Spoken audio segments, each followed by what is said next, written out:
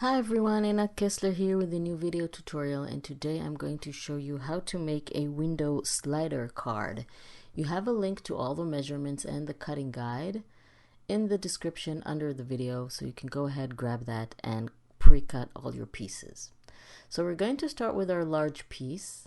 We're going to fold it in half. Again, you have a link to all the measurements in the description under the video. You can go ahead and grab it for free. And now we are going to work on one side and measure 1/4 of an inch from all 3 edges and from the score line. Basically what we're creating is a 1/4 of an inch frame around one side of the card. So it's better to measure it and then mark all the lines of the frame with a pencil. So 1/4 of an inch from each edge and from the center score line. Basically what we're creating is an envelope. Inside that envelope, the slider is going to go inside, and this will be our slider card. So also 1/4 of an inch from the score line, and now we have a frame of 1/4 of an inch around half of the card.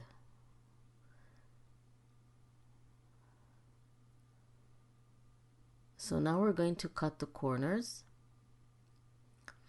Before that, I'm going to extend that 1/4 of an inch line across the 2 sides of the card, like this.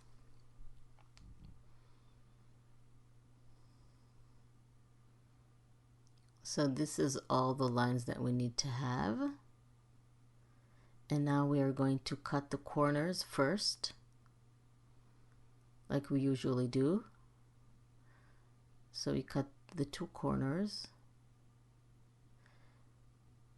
and then we're also going to cut the corner from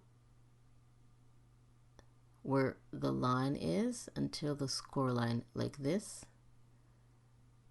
and then cut along the marked line.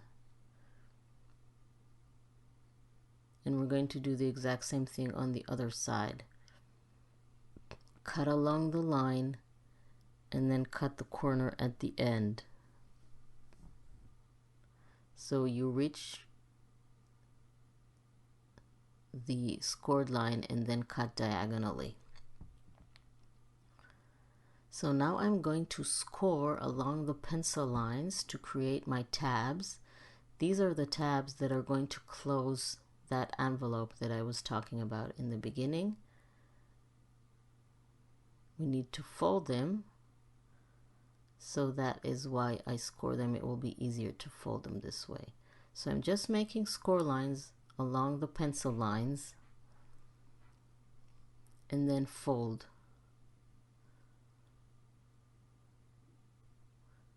Always a good idea to use a bone folder to burnish all the folds to make sure that they are crisp and the paper knows where to go. So what we're going to do now, you see that the right side is still too big, so we're going to trim it to fit inside the envelope. So we're going to trim 1/4 of an inch from the edge. I'm going to remove that.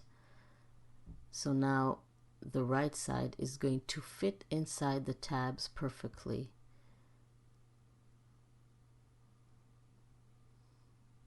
So you see, if I fold it like this, it fits inside perfectly.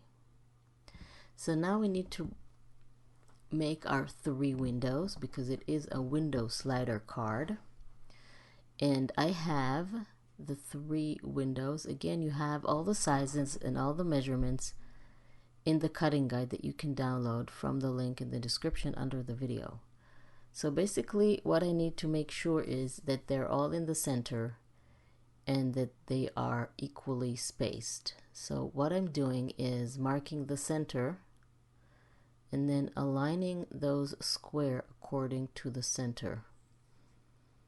And if you want, you can draw some guiding lines, or you can trace the squares. It's basically up to you how you want to make sure that all the squares are properly aligned and centered. So I'm just measuring the size of the squares and drawing some guidelines. And now I can trace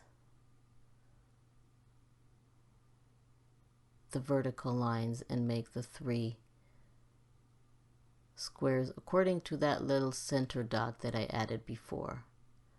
So the first square in the center is aligned with that dot, and now I can add the 2 squares on each side and make sure that they're aligned. I'm just adding little dots to where the square should go, and I'm going to draw the lines with a pencil instead of tracing them, because when you trace a line it's not always straight. So I just went ahead and drew the lines with the ruler, and the 3 squares are basically 1/4 of an inch spaced, so 1/4 of an inch from each edge and in between them. Now go ahead and cut out the 3 squares with a craft knife or scissors, whatever is more comfortable for you. And we are ready to bring in the second piece. So this piece of paper goes like this inside the tabs. I'm going to flip it and then trace those squares on that piece of cardstock.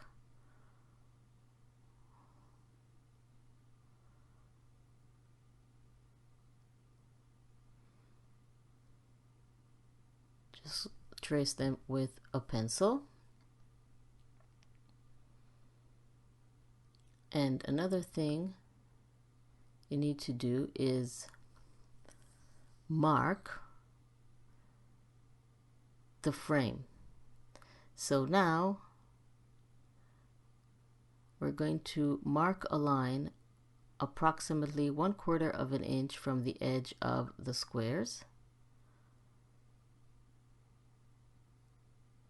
This wasn't 1/4 of an inch, so I'm now making 1/4 of an inch, because we're going to cut the paper into a large slider tab. So I'm going to flip this back, make a mark, because this is where my tab should go. And now I'm going to draw 2 vertical lines along the lines of the center square. This is going to be my pulling tab.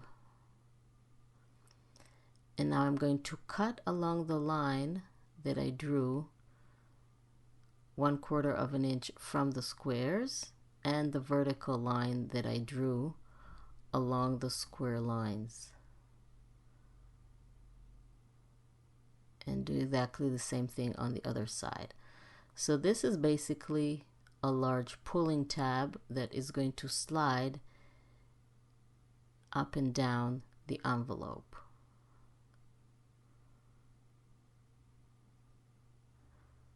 So it's going to go in here like this, and then it's going to slide up and down. So align it again inside between the tabs, and then mark the width of the tab. So we can cut a slit inside the envelope, on the envelope where the score line is, and then insert the tab inside there. So I don't want to cut my desk. I'm just going to bring something to put underneath my paper when I cut that slit, so it will not tear. So I'm cutting between the 2 points along the score line like this, and then I can go ahead and insert my tab, my slider, inside that slit.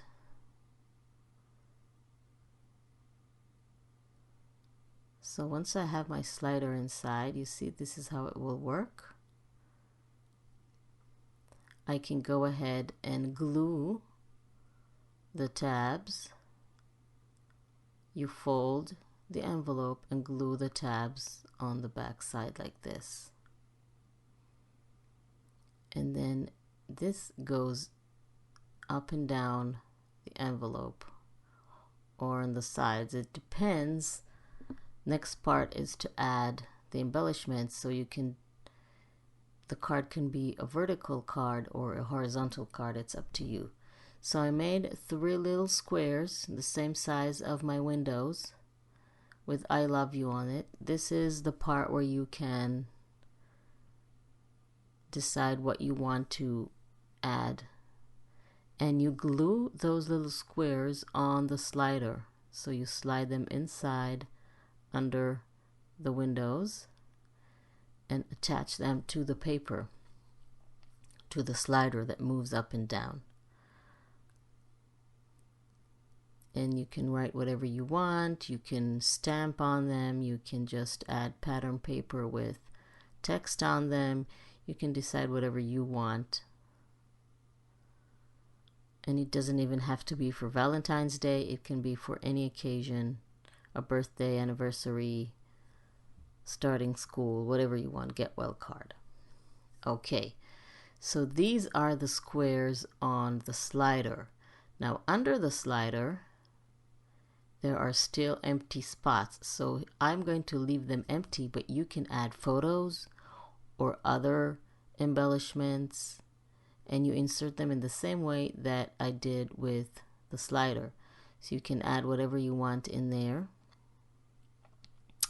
Photos will be a nice touch to add, especially for a Valentine's Day card. And you can also add another paper to embellish the card in the front. Again, you have all the measurements in the link in the description under the video. Just going to cut 2 hearts to add to the front.